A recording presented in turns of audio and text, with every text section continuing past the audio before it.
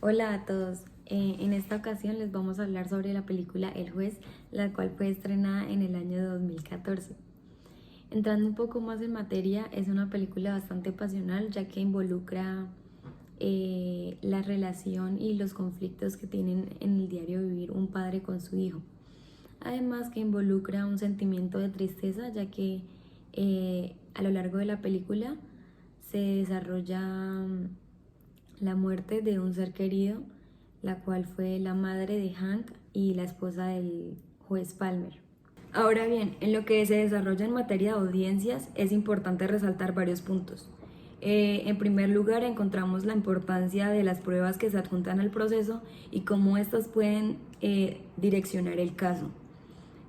Por otro lado, también encontramos como la seguridad y el manejo que debe tener el abogado eh, cuando tiene que convencer o persuadir al jurado. Hablando un poco más del tema, es evidente cómo el campo del derecho está involucrado en el diario vivir de las personas.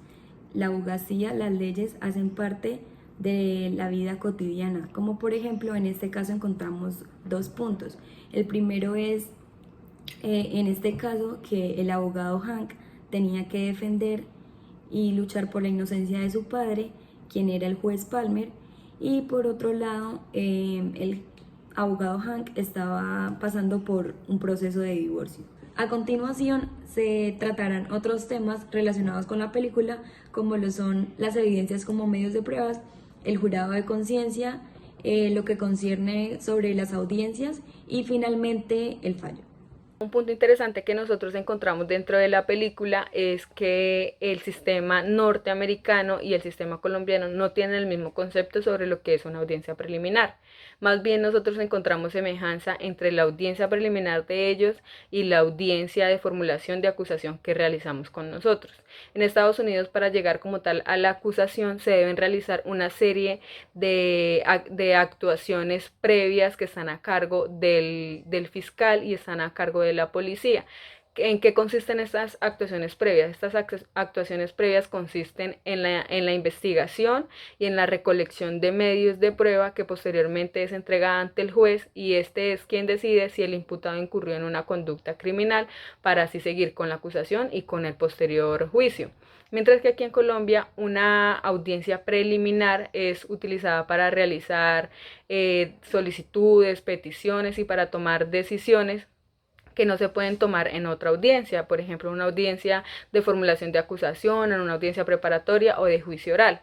Las audiencias preliminares aquí están a cargo y son dirigidas por un juez con función de control de garantías. En la audiencia preliminar se hacen solicitudes como solicitud de medidas de aseguramiento, solicitud de medidas cautelares, realizar una prueba anticipada, hacer una petición para protección de testigos y de víctimas, entre otras. Esto que mencioné anteriormente lo podemos encontrar establecido en la Ley 904 del 2004 en el artículo 50.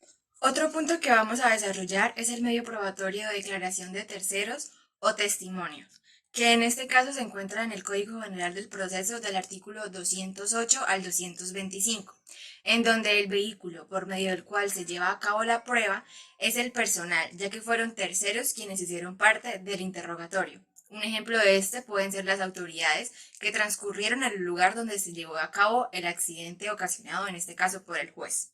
Asimismo, la manera en la que fue percibida la prueba por el jurado o por el juez fue de manera indirecta, utilizando como requisitos de validez, en primer lugar, el testimonio precedido por un juramento, los funcionarios competentes, en este caso, ejerciendo su función, la coacción, en donde no se presentó un daño ni psicológico ni físico al momento de realizar las preguntas a las partes, y asimismo la capacidad que tenían las personas que estaban dando su testimonio o su declaración. Bueno, dentro de la película del juez, una característica que me gustaría resaltar frente a el juicio y la audiencia preliminar que tuvo la persona acusada, en este caso el protagonista, es la figura que hay del jurado de conciencia. El jurado de conciencia, llamado en Estados Unidos jury, es un cuerpo colegiado de personas que no son jueces, pero que ayudan a la toma de la decisión del veredicto o del fallo. En un caso concreto, ordinariamente un jurado de conciencia se forma para decidir sobre la culpabilidad o inocencia de una persona. Pero también existen jurados que fallan sobre otras cosas respecto a si esa persona es culpable y debería ser llevada a juicio. Como lo decía anteriormente, el jurado de conciencia es una figura procesal del sistema inglés a través del cual los ciudadanos participan en la administración de justicia. Al jurado le corresponde dictar el fallo o veredicto, el cual está regulado por el juez, a quien le corresponde dirigir el proceso. Esta figura procesal me gustaría que existiera en nuestro país porque le ayudaría al juez a la hora de tomar su decisión frente al acusado a que fuera como más certera. Aunque a veces la decisión que tome el jurado de conciencia no tiene que ser la misma que llegue a tener el juez. Entonces, pues creo que es una medida muy buena que le aportaría muchísimo a nuestro sistema judicial. Como podemos analizar en la película El juez, en la audiencia en donde se dicta la sentencia y se determina el fallo, podemos apreciar el veredicto del jurado ante el caso de homicidio en primer grado. Se encuentra al juez Palmer inocente y en el cargo menor de homicidio involuntario lo determinan culpable. Esto conlleva a la determinación de la sentencia. En consecuencia, el juez Palmer es sentenciado a 4 años de prisión. Lo que le dio fuerza a la decisión del jurado y del juez fue el testimonio final del acusado. En Colombia, esta audiencia final es llamada audiencia de juzgamiento, la cual se divide en la práctica de pruebas y los alegatos de conclusión, pues finalmente la sentencia. En el artículo 280 del Código General del Proceso nos habla sobre el contenido de la sentencia. La sentencia deberá limitarse al examen crítico de las pruebas con explicación razonada de las conclusiones sobre ellas.